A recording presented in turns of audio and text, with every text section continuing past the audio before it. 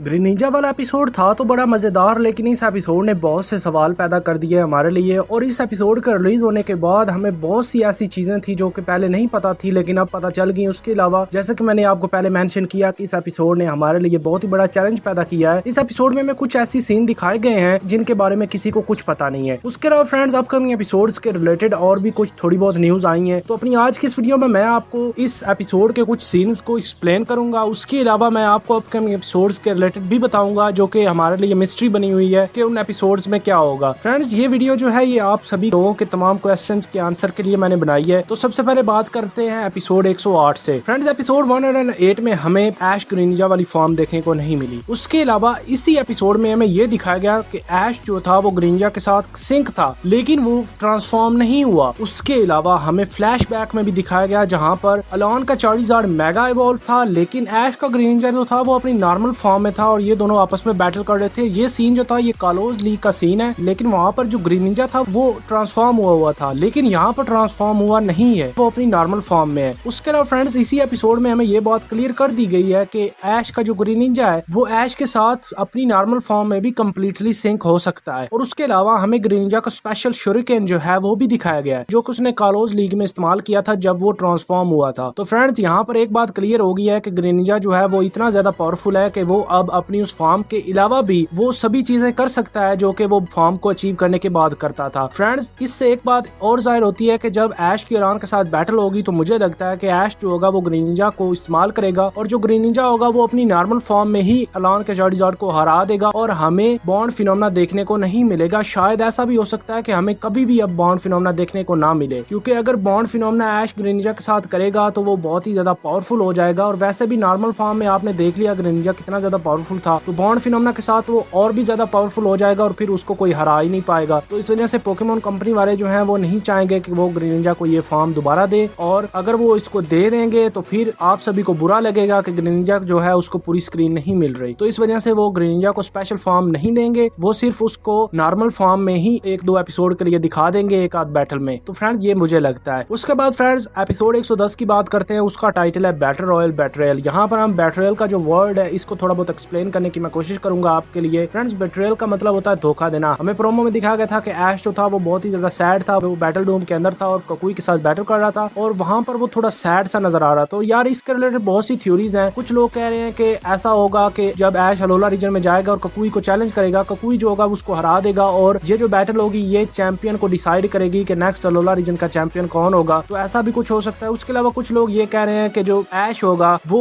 अकेले ही 3-4 ट्रेनर्स के साथ बैटल करेगा और क्योंकि वो चैंपियन है तो इस वजह से बाकी ट्रेनर्स उसको चैलेंज करेंगे और अकेले ही वो उन सभी को हरा देगा। तो लोग जो होंगे वो शक करना शुरू कर देंगे कि यार ये इतना ज्यादा पावरफुल कैसे हो गया। चैंपियन है, चलो ठीक है चैंपियन है, लेकिन 3-4 ट्रेनर्स को इकट्ठे हराना और वो भी जी मूव वो इस्तेमाल कर रहे हैं, तो इस तरह फिर वो थोड़ा गड़बड़ हो जाएगा सीन। तो यार, इसके रिलेटेड बहुत सी थ्योरीज हैं, लेकिन अभी तक कोई इसके रिलेटेड कंफर्म न्यूज नहीं है। उसके बाद फ्रेंड्स, अब बात करते हैं अलान की कि क्या अलान जो है वो हमें देखने को मिलेगा मास्टर 8 में। तो फ्रेंड्स, अलान जो है वो 100% कंफर्म है मास्टर 8 में रैंक करता है और ऐश की बैटल अलान के साथ होगी। उसके बाद फ्रेंड्स, आयरिस की बात करते हैं कि आयरिस मास्टर 8 में है या नहीं। तो आयरिस जो है उसके चांसेस मास्टर 8 में 0% है। वो सेंस ही नहीं कोई बन रही कि आयरिस मास्टर 8 में कैसे आ गई। आपको पहले भी पता है कि ऐश ने बहुत पहले ही आयरिस को हरा दिया था, तो मुझे नहीं लगता कि आयरिस जो है वो फिर दोबारा मास्टर 8 में हमें दिखाई जाएगी, क्योंकि मास्टर 8 में अगर फिर वो दोबारा आती है तो ये लीग जो होगी ये मजेदार नहीं बनेगी। उसकी जगह पर अगर पॉल हमें दिखाया जाए या फिर टोबायस दिखाया जाए तो यार ये बहुत ही शानदार बैटल होगी फिर इनकी। तो मुझे नहीं लगता कि आयरिस होगी। और जो इमेज मैंने आपको दिखाई थी वो फैन मेड है, लेकिन जो आपको मैंने चीजें बताई हैं अलान के रिलेटेड वो 100% कंफर्म है। फ्रेंड्स, बहुत दिन पहले हमें एक इमेज देखने को मिली थी, उसमें इन्फोनेप था और डार्कराय था